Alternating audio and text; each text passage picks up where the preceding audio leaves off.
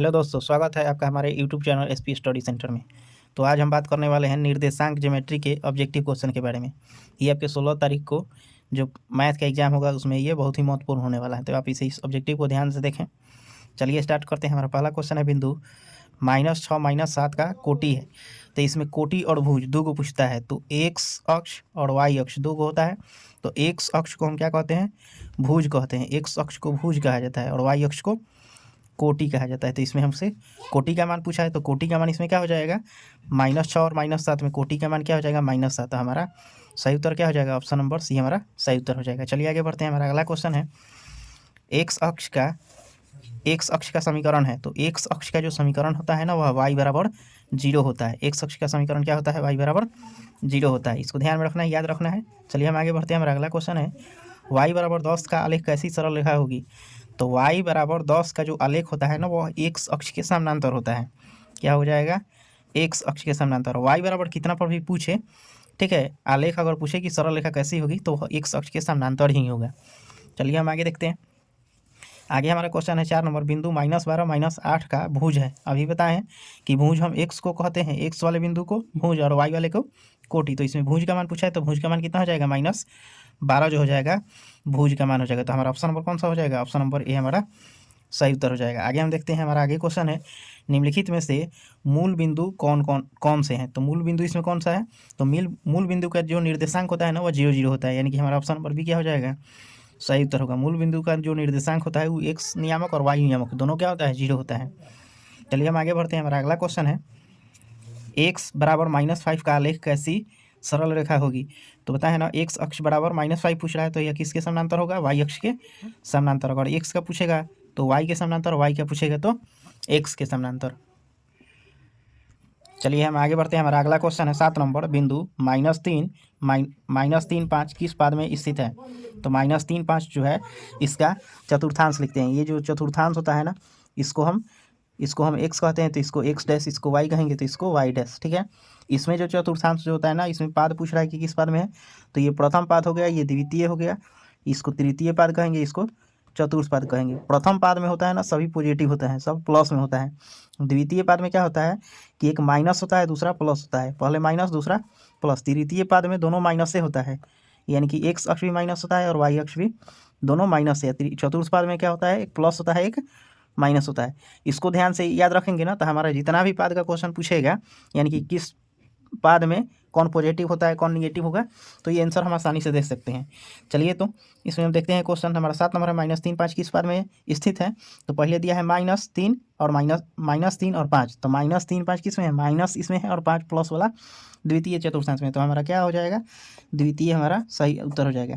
यहाँ हमको अंक से मतलब नहीं है, सिर्फ यहाँ चिन्ह से मतलब है। यानी कि चिन्ह अगर माइनस पहले हो, दूसरा वाला प्लस में हो, तो वह द्वितीय में होगा, ठीक है। हम आगे बढ़ते हैं। हमारा अगला क्वेश्चन है बिंदु 6 -5 का एक्स नियामक होगा। 6 -5 का एक्स नियामक जो पूछेगा ना, तो एक्स नियामक क्या हो जाएगा? 6 हो जाएगा, ठीक है। एक्स नियामक जिसका पूछेगा ना, उसका हम नियामक देख लेंगे कि क्या हो जाएगा। एक्स का पूछेगा तो एक्स नियामक बताएंगे, वाई का पूछेगा तो वाई नियामक, ठीक है। आगे हम बढ़ते हैं। हमारा अगला नंबर क्वेश्चन है बिंदु 3 2 और -3 2 दोनों अवस्थित हैं। तो देखिए, ये जो चतुर्थांश है, यहाँ पर ये जो चतुर्थांश है, चतुर्थांश तो समझवे करते हैं। यहाँ एक्स हो गया, यहाँ एक्स डैश, यहाँ वाई डैश, ठीक है। अब इसमें चतुर्थांश में दे दिया है, नियामक कितना दिया है? एक 3 2 दे दिया है, एक -3 2 दे दिया है। तो मान के चलिए कि 3 इधर हो जाएगा, -3 इधर हो जाएगा और -3 इधर हो जाएगा, ठीक है। तो इधर मान के चलिए कि इधर माइनस हो जाएगा -3, और इधर क्या हो जाएगा? +3 हो जाएगा, ठीक है। अब दूसरा इसमें नियामक कह रहा है वाई वाला में, वाई बराबर यहाँ से 2 कह रहा है। मान के चलिए कि यहाँ से 2 ले लेंगे, और इधर भी वाई का नियामक क्या है? 2 है। तो इसका दोनों अवस्थित है, यानी कि इसका अगर नियामक देखा जाए तो कितना हो जाएगा? -3 1 2 हो जाएगा, ठीक है। और इसका नियामक देखा जाएगा तो कितना हो जाएगा? डॉट से मिलान कर देते हैं, 3 2 हो जाएगा, ठीक है। अब देखिए, ये जो नियामक है एक्स अक्ष के इधर भी है, यानी कि ऋणात्मक साइड भी, और एक्स अक्ष के धनात्मक साइड में भी है। तो यहाँ क्या ऑप्शन सही हो जाएगा? ऑप्शन नंबर हमारा डी सही उत्तर हो जाएगा। ये जो है एक्स अक्ष के दोनों ओर होगा, एक्स अक्ष के दोनों ओर हमारा सही उत्तर हो जाएगा। चलिए हम आगे देखते हैं। हमारा 10 नंबर क्वेश्चन है कि प्रथम पद में स्थित किसी बिंदु की एक्स अक्ष से दूरी क्या कहलाती है। तो एक्स अक्ष से जो दूरी है ना उसको हम कोटि कहते हैं। एक्स अक्ष की एक्स अक्ष से जो दूरी है उसको क्या कहते हैं, कोटि। यहाँ पर अगर वाई अक्ष से पूछता है कि इसकी दूरी क्या है, तो वाई अक्ष से पूछता ना तो हम एक्स भुज को मारते हैं, ठीक है। यहाँ पर ऑप्शन क्या हो जाता है, सही हमारा भुज हो जाता है, लेकिन यहाँ एक्स अक्ष से पूछा है दूरी तो कोटि हो जाएगा, ठीक है। हम आगे देखते हैं, हमारा अगला क्वेश्चन है बिंदु 6-5 का भुज है। यहाँ से भुज पूछ रहा है ना, तो यानी कि जो पहले वाला होता है उसको एक्स कहते हैं और दूसरे वाले को वाई, यानी कि एक्स को भुज और वाई को कोटि कहते हैं। तो यहाँ से भुज का मान पूछ रहा है तो ऑप्शन नंबर क्या हो जाएगा, ये हमारा सही उत्तर हो जाएगा। आगे हम देखते हैं बिंदु √2 माइनस √2 किस पाद में स्थित है। यानी कि किस पाद में स्थित है ये बताए हैं ना, चतुर्थांश। यानी कि जो प्लस में हो और दूसरा माइनस वाला हो, यानी कि एक्स भुज जो होना चाहिए प्लस में या दूसरा होना चाहिए वाई भुज माइनस में। तो ये किस पाद में होता है, चतुर्थ पाद में होता है। यानी कि चतुर्थ पाद में ही हमारा सही उत्तर हो जाएगा। ये प्लस में है, दूसरा वाला वाई वाला भुज माइनस में है, तो ये किस पद में सही उत्तर हो जाएगा, चतुर्थ पाद में। हम आगे देखते हैं बिंदु 4-3 किस पद में स्थित है। यानी कि 4-3 दोनों क्या चीज़ में है, प्लस में है। तो जब दोनों प्लस में है तो प्रथम चतुर्थांश हमारा सही उत्तर हो जाएगा। यानी कि हमारा ऑप्शन नंबर क्या हो जाएगा, ये हमारा सही उत्तर हो जाएगा। आगे देखते हैं, कार्तीय तल में स्थित किसी बिंदु 3-4 के कोटि का मान होगा।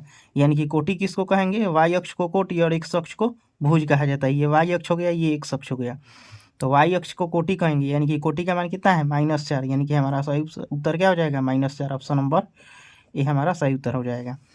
चलिए इस क्वेश्चन को कह रहा है सरल रेखा x = -2 y = 3 का कटान बिंदु है। तो यहाँ से देख लेंगे x का जो नियामक है यहाँ -2 दे दिया है और y का कितना दिया है, 3 दे दिया है, ठीक है 3। और इसका कटान बिंदु यानी कि एक दूसरे को यहाँ क्या कितना पर काटेगा, 2 3 पर कट करेगा, इसलिए इसका नियामक क्या हो जाएगा, -2 3। यहाँ कितना हो जाएगा, -2 3। हमारा ऑप्शन नंबर क्या हो जाएगा, ऑप्शन नंबर ये हमारा सही उत्तर हो जाएगा।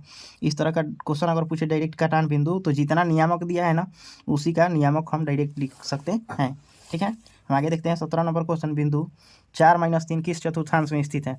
तो 4-3 किस चतुर्थांश में है, तो यानी कि पहले क्या है, प्लस है और दूसरा वाला क्या है, माइनस है, ठीक है। और जब पहला प्लस हो, इसको जो होता है दोनों प्लस में होता है, ठीक है, दोनों प्लस में होता है, यानी कि इसको प्रथम चतुर्थांश कहते हैं। द्वितीय में क्या होता है, एगो माइनस होता है दूसरा प्लस होता है। ये द्वितीय चतुर्थांश, तृतीय चतुर्थांश में दोनों माइनस होता है और चतुर्थ चतुर्थांश में एक प्लस होता है एक माइनस होता है, ठीक है। तो ये जो पहले प्लस दिया है दूसरा माइनस, तो ये किस चतुर्थांश में होगा, ऑप्शन नंबर डी हमारा सही उत्तर हो जाएगा। यानी कि चतुर्थ चतुर्थांश में ये हो जाएगा। आगे देखते हैं, हमारा कार्तीय तल में स्थित किसी बिंदु 6-4 के कोटि का मान होगा। तो कोटि हम बताए हैं ना कि एक्स अक्ष को कोटि कहते हैं और एक्स अक्ष को भुज और वाई अक्ष को क्या कहते हैं, कोटि कहते हैं। तो यहाँ से कोटि का मान पूछ रहा है, तो कोटि का मान यहाँ से क्या है, 4 है। तो हमारा ऑप्शन नंबर क्या हो जाएगा, बी सही उत्तर हो जाएगा। चलिए हम आगे देखते हैं, 19 नंबर हमारा क्वेश्चन है, किसी बिंदु की वाई अक्ष से दूरी उस बिंदु का कहलाता है। तो वाई अक्ष से दूरी क्या कहलाता है, एक्स निर्देशांक वाई अक्ष से दूरी कहलाता है। अगर यहाँ से एक्स अक्ष से पूछेगा कि दूरी, तो हम क्या मारेंगे, वाई निर्देशांक। एक्स अक्ष से पूछेगा तो वाई और वाई अक्ष से पूछेगा तो एक्स निर्देशांक। चलिए हम आगे बढ़ते हैं, हमारा अगला का 20 नंबर क्वेश्चन है, बिंदु -4-3 किस पाद में स्थित है। तो पता है ना कि चतुर्थांश में क्या होता है, 20 नंबर हमारा क्वेश्चन है। 20 नंबर में प्रथम चतुर्थांश में होता है सभी प्लस, द्वितीय चतुर्थांश में होता है माइनस प्लस, तृतीय में होता है दोनों माइनस और चतुर्थ में होता है पहले प्लस तब माइनस, ठीक है। तो यहाँ पहले माइनस दिया है तब प्लस दिया है, तो माइनस प्लस किस चतुर्थांश में होता है, द्वितीय चतुर्थांश में। तो हमारा ऑप्शन नंबर कौन सा हो जाएगा, ऑप्शन नंबर भी हमारा सही उत्तर हो जाएगा, द्वितीय चतुर्थांश। आगे बढ़ते हैं, हमारा आगे क्वेश्चन है, वाई अक्ष पर सभी बिंदुओं का भुज होता है। तो वाई अक्ष पर सभी बिंदुओं का भुज जो होता है क्या होगा, 0 हो जाएगा। वाई अक्ष पर सभी बिंदुओं का जो भुज होता है वह 0 पर होता है। आगे हम बढ़ते हैं, एक्स अक्ष पर स्थित किसी बिंदु के निर्देशांक का रूप होता है। तो एक्स अक्ष पर स्थित किसी बिंदु का निर्देशांक जो होगा ना, एक्स 0 होता है, ठीक है। जब एक्स अक्ष से किसी बिंदु का निर्देशांक पूछेगा तो एक्स 0 मारेंगे, यानी कि वाई निर्देशांक क्या हो जाएगा, 0। और जब यही पूछ दे कि वाई अक्ष से किसी बिंदु के निर्देशांक का रूप होगा, तो जब वाई पूछेगा ना तो हम वाई को रखेंगे और एक्स को क्या करेंगे, 0 कर देंगे, ठीक है। आगे हम बढ़ते हैं, हमारा अगला क्वेश्चन है 23 नंबर, रेखा x = 4 का आलेख निम्न में से किस बिंदु से होकर गुजरेगा, ठीक है। तो सबसे पहले हम क्या करते हैं, एक आलेख बना लेते हैं, ठीक है। जो चतुर्थांश है, इधर होता है एक्स डैश, इधर होता है वाई, इधर हो जाएगा वाई डैश, ठीक है। यहाँ से वाई = 4 कर रहा है, तो यहाँ से वाई बराबर मान के चलिए कि यहाँ पर हम 4 ले लिए, ठीक है। अब ये पूछ रहा है कि यह जो रेखा है किस आलेख से होकर के गुजरेगा। तो मान के चलिए कि अगर एक्स में हम ले लिए, कुछ भी मान ले लेंगे, 1 ले लिए, 2 ले लिए, 3 ले लिए, 4 ले लिए, इस तरह से हम कोई भी मान ले सकते हैं। तो यहाँ से जो इसका निर्देशांक जो है ना क्या हो जाएगा, 1 4 हो जाएगा, ठीक है। फिर दूसरा निकालेंगे तो 2 4 हो जाएगा, फिर 3 4 हो जाएगा। इसी तरह से 4 4 आगे भी निकाल सकते हैं, ठीक है। तो यहाँ हमारा अब क्या आया, 1 4 आया, 2 4 आया, लेकिन 1 4 ऑप्शन में नहीं है। 2 4 देख लेंगे तो 2 4 ऑप्शन में है, ऑप्शन नंबर क्या है बी। 3 4 भी ऑप्शन में नहीं है, तो हमारा ऑप्शन नंबर कौन सा सही हो जाएगा, ऑप्शन नंबर बी हमारा सही उत्तर हो जाएगा, ठीक है। ऑप्शन नंबर बी में हमारा सही उत्तर दिया है 2 4। चलिए हम आगे बढ़ते हैं। हमारा अगला नंबर क्वेश्चन है 24 नंबर। बिंदु -2 -5 का भुज है। तो यहाँ क्या पूछ रहा है, भुज, यानी कि पहले वाला जो एक्स नियामक है उसको भुज कहते हैं, वाई नियामक को क्या कहते हैं, कोटि कहते हैं। तो यहाँ भुज का मान पूछ रहा है, यानी कि एक्स का मान पूछ रहा है। तो एक्स का मान कितना है, -2। तो हमारा कौन सा ऑप्शन सही हो जाएगा, ऑप्शन नंबर ए हमारा सही उत्तर हो जाएगा। चलिए हम आगे बढ़ते हैं। हमारा आगे 25 नंबर क्वेश्चन है। एक्स अक्ष पर किसी बिंदु का वाई नियामक होता है। तो एक्स अक्ष पर किसी बिंदु का वाई नियामक क्या हो जाएगा, 0 हो जाएगा। किसी एक्स अक्ष पर वाई नियामक क्या हो जाता है, 0 होगा। और वाई नियामक यहाँ से पूछेगा, वो कहेगा कि वाई अक्ष पर किसी बिंदु का एक्स नियामक क्या होगा, तो उसका भी मान 0 ही होगा, ठीक है। चलिए तो दोस्तों इस ऑब्जेक्टिव क्वेश्चन को हम यहीं तक रहने देते हैं। ये वीडियो आपका कैसा लगा आप कमेंट में ज़रूर बताइएगा। आप हमारे चैनल पर नए हैं तो हमारे चैनल को लाइक शेयर और सब्सक्राइब जरूर कीजिए।